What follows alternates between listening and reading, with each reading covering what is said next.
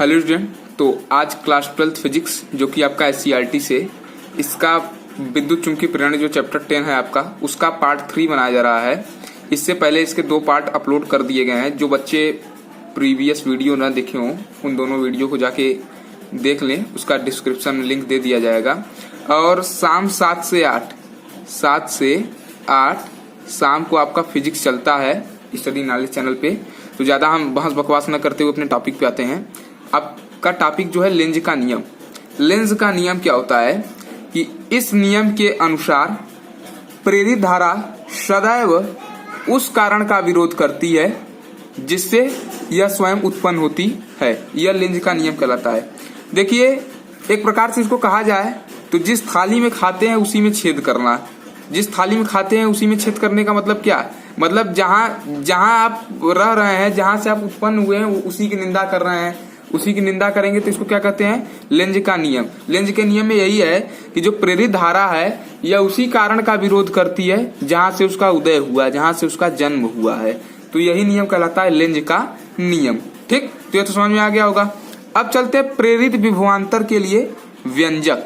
ये आपका फिगर है प्रेरित विभवांतर के लिए व्यंजक। इसका फिगर है आपका। ये PQ क्या है? लंबाई है। ऊपर आपका चुंबकीय बल है, नीचे वैद्युत बल है। अब ये PQ क्या है? इसकी L लंबाई है। अब देखिए, इसका जो चुंबकीय क्षेत्र है B है और ये क्या है? V विभवांतर है। V वेग से गति कराया जाता है। V वेग से गति कराता है। यहाँ पे V क्या है? वेग है। जब पढ़ेंगे थोड़ा सा नाटक तो आपको खुद समझ में आ जाएगा कि मान लिया एक चालक PQ की लंबाई L है, दिखाया गया है चित्र में आपको। एक समान चुंबकीय क्षेत्र B के चुंबकीय क्षेत्र को B से दिखाता है, B के लंबवत रखा गया है, V वेग से गति कराया जाता है। तो इसके सिरों की ओर क्या लगेगा? चुंबकीय बल। और नीचे तो इसके सिरों की ओर क्या लगेगा? चुंबकीय बल कार्य करेगा, जबकि केंद्र की ओर वैद्युत बल कार्य करेगा। अब चुंबकीय बल बराबर होता है लॉरेंज बल। चुंबकीय बल बराबर होता है, चुंबकीय बल को ही लॉरेंज बल कहते हैं। तो लॉरेंज बल का फार्मूला जानते हैं, QV sin थीटा। चुंबकीय बल माने मैग्नेटिक फोर्स, चुंबकीय बल। तो QV sin थीटा। यहाँ पे लंबवत बोला जाता था, चुंबकीय क्षेत्र के लंबवत बोला गया ना, तो थीटा की वैल्यू क्या है? 90 डिग्री यहाँ पे रख देंगे। तो sin 90 की वैल्यू क्या हो जाएगी? 1। तो चुंबकीय बल अर्थात जो लॉरेंज बल है उसकी वैल्यू आ जाएगी QVB। ठीक, अब आता है वैद्युत बल। वैद्युत बल जैसे E बराबर F/Q, पहले इलेक्ट्रोस्टैटिक्स में आपको पढ़ा गया है। तो F बराबर क्या हो जाएगा? QE। तो यही जो F है इसको कहते हैं वैद्युत बल। तो वैद्युत बल FI = QE। अब देखिए, ये समीकरण 2 है। अब ऐसी कंडीशन में जब एक ऊपर लग रहा है एक नीचे लग रहा है तो उसको कहते हैं संतुलन की स्थिति। संतुलन की स्थिति में क्या होता है? ये जो ऊपर लगने वाला बल है, जो नीचे लगने वाला बल है, एक दूसरे के बराबर हो जाता है। तो FM बराबर जो चुंबकीय बल है वो बराबर हो जाएगा वैद्युत बल के। तो FM क्या है आपका? QVB। ऊपर समीकरण 1 आया है। और FI क्या है? QE आया है। तो Q से क्या हो जाएगा? कैंसिल हो जाएगा। VB बराबर क्या हो जाएगा? E हो जाएगा। ये VB आया है E के। अब जानते हैं एक फार्मूला होता है E बराबर V/D। नहीं पढ़े हैं तो इसको जान जाइए, E बराबर V/D। लेकिन यहाँ पे D क्या होता है? वहां पे डिस्टेंस रहता है तब, लेकिन यहाँ पे डिस्टेंस की जगह क्या है? लंबाई। तो D की जगह क्या रख देंगे हम? L। तो E बराबर V/L। तो V/L बराबर V × B। अब क्या करेंगे हम? इसका इसमें गुणा कर देंगे L का। तो क्या हो जाएगा? V बराबर BVL। यहाँ पे ये V क्या है? प्रेरित विभवांतर। B क्या है? चुंबकीय क्षेत्र की तीव्रता। V क्या है? चालक का वेग। और L क्या है? चालक की लंबाई। ठीक, अब आता है V बराबर IR। ओम का नियम आप लोग जानते ही है। या I बराबर हम यहाँ कर सकते हैं V/R। अब V की वैल्यू क्या है? BVL बटे R हो जाएगा। BVL/R। तो I बराबर क्या हो जाएगा? BVL/R। और रही बात R, ऊपर का तो मैटर आप लोग जान ही रहे हैं। ऊपर का मैटर आप लोग जान रहे हैं। R क्या है यहाँ पे? प्रतिरोध। ठीक, तो चलते हैं आगे टॉपिक पे। रेल की 2 पटरियां 1 मिलीवोल्ट मीटर से जुड़ी हैं। इन पर एक रेलगाड़ी 180 किलोमीटर प्रति घंटे के वेग से गुजरती है। तो वोल्ट मीटर का पाठ्यांक अर्थात जो प्रेरित विभवांतर है उसको कराए वोल्ट मीटर का पाठ्यांक ज्ञात कीजिए। अब बोल वचन सुनाया नहीं कि आप लोग भगें। यदि पटरियों के बीच की दूरी 1 मीटर है तथा चुंबकीय क्षेत्र का ऊर्ध्व घटक 0.2 × 10⁻⁴ वेबर प्रति मीटर स्क्वायर है, तो हमको निकालना क्या है? प्रेरित विभवांतर या पाठ्यांक वाला है लफड़ा। देखिए, तो दिया है क्या क्या दिया है उसको हम लोग देखते हैं। देखिए, तो रेल की 2 पटरियां 1 मिलीवोल्ट मीटर से जुड़ी हुई हैं। इन पर रेलगाड़ी की जो चाल है भी 180 किलोमीटर प्रति घंटा।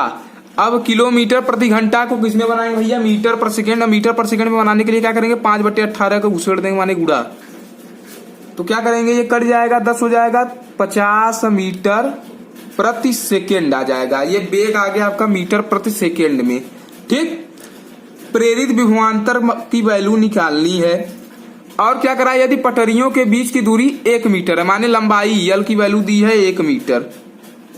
अब चुंबकीय क्षेत्र का ऊर्ध्वघटक, अब कंफ्यूज हो के आप लोग ये BH वाले लफड़े में ना पढ़ना, ये B की वैल्यू दी है, ऊर्ध्वघटक खाली बोल वचन सुनाया है तुमको। B की वैल्यू दी है 0.2 × 10 की घात -4, 0.2 × 10 की घात -4 वेबर प्रति मीटर स्क्वायर है। ठीक, अब निकालिए कैपिटल V बराबर क्या होता है, BVL। B की वैल्यू क्या है, 0.2 × 10 की घात -4। V की वैल्यू क्या है, स्मॉल v की 50 माने 5 × 10 की घात 1, और L की वैल्यू 1 मीटर। ठीक, तो क्या हो जाएगा, 5 × 10, एक अंक पे 10 हो जाएगा, 10 की घात -3। ये आपका क्या आ गया, इतना वोल्ट। ये आपका रिजल्ट आ गया, ये आपका आंसर आ गया या। ठीक, तो समझ आ गया क्वेश्चन। चलते हैं नेक्स्ट टॉपिक पे, फ्लेमिंग के दाएं हाथ का नियम। अब आए भाई बाबू साहब फ्लेमिंग साहब, इनके दाएं हाथ का नियम जरा पढ़ लिया जाए, ये क्या कानून कहे हैं अपना। तो प्रेरित धारा की दिशा ज्ञात करने के लिए जो फ्लेमिंग साहब थे ने इस नियम का प्रतिपादन किया। इस नियम के अनुसार यदि दाएं हाथ का अंगूठा तर्जनी और मध्यमा को इस प्रकार फैलाएं कि तीनों एक दूसरे के क्या हो, लंबवत हो। अंगूठा चालक की गति के दिशा में हो, तर्जनी चुंबकीय क्षेत्र की दिशा में हो, और मध्यमा प्रेरित धारा की दिशा को व्यक्त करता है। अब देखो, अब इसको हम समझाते हैं। ये तो आपको कहानी है जो पढ़ के सुना दिया गया है। अब पहले आप लोग जानिए मध्यमा, तर्जनी और आपका क्या होता है, मध्यमा, तर्जनी और एक है अंगूठा। मध्यमा, तर्जनी और अंगूठा इसको कहते हैं, किसको है, अंगूठा तो ये होता है आप लोग जानते ही हैं, और मध्यमा क्या होता है, बीच वाली अंगुली ये होती है। अब तर्जनी क्या होती है, एकदम पहली अंगुली। पहली अंगुली को कहते हैं तर्जनी, दूसरी कहते हैं मध्यमा, अंगूठा तो अंगूठा होता है। तो क्या करा है कि जब अंगूठा क्या हो, चालक की गति की दिशा में हो, और तर्जनी किसकी दिशा में हो, चुंबकीय क्षेत्र की दिशा में हो, तो मध्यमा किसकी दिशा को व्यक्त करती है, या प्रेरित धारा की दिशा को व्यक्त करती है। ठीक, तो ये आपको समझ में आ रहा होगा नियम, फ्लेमिंग के दाएं हाथ का नियम। ठीक, अब आता है फैराडे के नियम की उत्पत्ति। फैराडे के नियम की उत्पत्ति, ये देखिए भैया, इनका चित्र है, कानून है। ये AB एक तार है, इसको क्या किया जा रहा है, AB एक तार है, ठीक है। तो ये इनका चित्र है, जरा देख लिए। ये AB एक तार है, इसी के समांतर एक तार और है A', B'। ये जब रगड़ के इस पे घसीट के चलाते हैं तो ΔX विस्थापन होता है, और T+T, ये T समय पश्चात क्या होता है, ये कंडीशन यहाँ पे आ जाती है। अब देखिए ये आपका सेल है, सेल का विद्युत वाहक बल क्या है, E है। तो जरा सा कानूनवा पढ़ लिया जाए तो और मजा आ जाएगा। क्या कर रहा है कि मान लिया दो समांतर पटरियां PQRS जो एक समान चुंबकीय क्षेत्र में रखी है। देखिए एक पटरी आपका PQ है और एक RS है, ठीक, एक समान चुंबकीय क्षेत्र में रखी है। जैसे जैसे बोल रहा है लिखा गया वैसे वैसे हम आपको समझाते हुए चलेंगे। इस पर एक चालक क्षण AB चलाया जाता है जो डेल्टा T समय बाद A', B' स्थिति में होता है। क्या आ रहा है, इस पर एक चालक क्षण, ये AB एक चालक क्षण है, इसको चलाया जा रहा है और डेल्टा T समय बाद ये क्या होता है, A' और B' की कंडीशन में पहुंच जा रहा है। विस्थापन क्या है, डेल्टा X है। तो इस क्षण पर लगने वाला बल F बराबर IBL sin थीटा, आप लोग जानते होंगे, दो समांतर धारावाही तारों के बीच लगने वाला बल, ये समझ रहे हैं ना, दो समांतर तारों के बीच लगने वाला बल है F बराबर IBL sin थीटा। थीटा की वैल्यू क्या है, 90 डिग्री, लंबवत बोला जा रहा है भैया, चुंबकीय क्षेत्र के लंबवत, थीटा बराबर 90 डिग्री। अब साइन 90 की वैल्यू क्या होती है भैया 1, तो F बराबर क्या हो जाएगा, IBL हो जाएगा। ठीक, इतना तो समझ ही रहे हैं। अब चलते हैं आगे। अब देखिए किया गया कार्य का आप लोग फार्मूला जानते हैं, W बराबर FD, F × D, बल गुणे बल की दिशा में विस्थापन को कहते हैं कार्य। कक्षा 11 में पढ़े हो तो ठीक ठीक, नहीं तो अभी हम बता दे रहे हैं। बल गुणे बल की दिशा में जो विस्थापित किया जाता है उसी कहते हैं कार्य। एफ की वैल्यू अभी आपने निकाला वहां से आइडियल इंटू डी, डी माने विस्थापन वही डेल्टा एक्स। कुछ कितना विस्थापन हुआ है, ए डैश बी डैश पहुंचने में कितना विस्थापन हुआ है, डेल्टा एक्स का विस्थापन हुआ है। तो वैल्यू यहाँ पे घुसेड़ दें, मतलब रख दें। अभी घुसेड़ने का मतलब अंड का संड ना समझे आप लोग, बड़े विद्वान भैया तो समझ रहे हैं ना। डब्ल्यू बराबर क्या हो जाएगा, आईवीएल इंटू डेल्टा एक्स। ये समीकरण 1 हो गया। अब क्या है, यदि परिपथ में लगे बैटरी का विद्युत वाहक बल ई हो तथा परिपथ में आई धारा प्रवाहित हो रही है। अब अगर एक चीज आपको पूछा जाए, ये देखिए बहुत कठिन डिराइवेशन नहीं है, लेकिन बच्चे हड़क जाते हैं क्योंकि उनको समझ नहीं आता है। अगर आपसे पूछा जाए कि आप 5 घंटे दिन में कार्य करते हैं और 4 घंटे रात में, तो कुल कितना काम करते हैं, तो भैया सीधे सीधे कहेंगे दिन में जितना किया प्लस उसमें रात में जितना किया, ऐड कर दो, जोड़ दो, 5 4 9। तो वैसे ही यहाँ है, तो जो बैटरी को दी गई ऊर्जा है वो क्षय ऊर्जा अब प्लस चालक को विस्थापित करने में लगी ऊर्जाओं के योग के बराबर होगा। तो बैटरी को जो दी गई ऊर्जा है, तो एक फार्मूला होता है दी गई ऊर्जा, उसको डब्ल्यू से दिखाओ चाहे ई से, एच से दिखाओ, तो एच बराबर होता है ई आई टी। डब्ल्यू या एच बराबर ई आई टी एक फार्मूला होता है, तो यहाँ पे ई आई टी रख देंगे। अब जानते हो जो क्षय ऊर्जा है उसका फार्मूला होता है डब्ल्यू बराबर वी आई टी। ई की जगह वी होता है, वोल्टेज होता है वहां पे, यहाँ पे विद्युत वाहक बल है वहां पे वोल्टेज होता है। वी बराबर आई आर होता है, तो I R into I T, तो ये क्या हो जाएगा डब्ल्यू बराबर आई स्क्वायर आर टी। तो यहाँ पे क्या हो गया आई स्क्वायर आर टी। अब प्लस विस्थापित करने में विस्थापित वाला मैटर आ गया, तो आईबीएल इंटू डेल्टा एक्स वाला कानून हो गया। ठीक, इतना तो समझ में आ ही रहा होगा। ये आप लोगों का रफ पोर्शन है, मैंने ये समझा दिया कि ये कहां से वैल्यू सब आई हुई है। अब इतना तो आप लोग मूर्ख तो है नहीं, तो इतना समझ में आ ही रहा होगा। अब देखिए ये आपका इक्वेशन एक प्रकार से फॉर्म हो गया है। इक्वेशन क्या होता है, जिसमें बराबरी का चिन्ह लग जाए वो इक्वेशन। तो यहाँ पे इक्वेशन माने समीकरण हो गया, E I T is equal to I square R T plus I B L delta X. दोनों पक्षों में आई टी से भाग देने पर, दोनों पक्षों में आई टी से भाग देने पर क्या हो जाएगा, ई आई टी बटे I T is equal to I square R T बटे I T plus I B L delta X बटा आई टी। तो यहाँ पे हो जाएगा ई बराबर, यहाँ पे आई टी से रगड़ दिया गया, शहीद हो गए भैया, तो ई आ गया। और यहाँ पे क्या हो गया, आई एक बचेगा, आई स्क्वायर तो एक आई बचेगा, यहाँ पे एक टी कट गया तो आर बचेगा। अब plus B L delta X बटा टी आ गया, ये आपका आ गया। अब देखो ये आई आर को क्या कर दो, इधर भेज दो, ई को इधर उठा लाओ, तो देखो क्या हो जाएगा, या इसी मैटरवा को इधर फेंक दो लाके, ये प्लस है तो इधर आएगा तो माइनस हो जाएगा, आई आर जी टी रहेगा बराबर के उस साइड। तो आई आर बराबर क्या हो जाएगा, E minus B L delta X बटा टी। अब देखो हमको निकालना है यहाँ से प्रेरित धारा का मान, तो आई बराबर क्या कर देंगे, इस आर को बटे में फेंक दें, तो ये क्या हो जाएगा, तिरक गुणा हो जाएगा E T minus B L delta X बटे टी इंटू ये आर जो आ जाएगा इसके बटे में आ जाएगा। ठीक, इतना तो समझ में आ ही रहा होगा। अब देखिए इस परिपथ में जो प्रवाहित धारा है उसके लिए हम क्या करते हैं, इस परिपथ में जो प्रवाहित धारा का फार्मूला आएगा वो आएगा आई बराबर ई प्लस ई प्रेरित बटा आर, मतलब जो कुल विद्युत वाहक बल है परिपथ का, अब प्लस उसमें प्रेरित विद्युत वाहक बल है उसके बटा आर। अब यहां से हम लोग कंपैरिजन करके कुछ वैल्यू निकालेंगे, उसी वैल्यू से हम लोग प्रूव कर देंगे फैराडे के नियम को। तो चलिए देखते हैं कैसे निकालते हैं वैल्यू और कैसे प्रूव करते हैं, चलिए देखते हैं उसको।